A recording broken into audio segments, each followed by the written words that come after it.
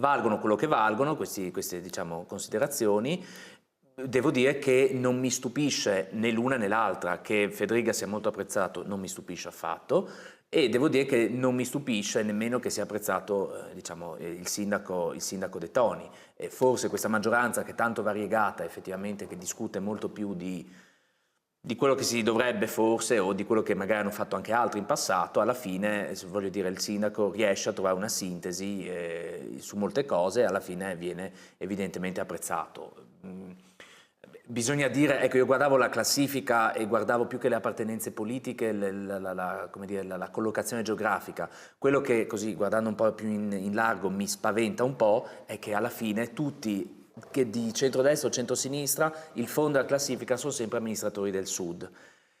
Che vuol dire che i problemi, secondo me, che i problemi di quelle zone, e di conseguenza da noi ce n'è molti di meno, cioè sono situazioni veramente incancrenite e molto difficili.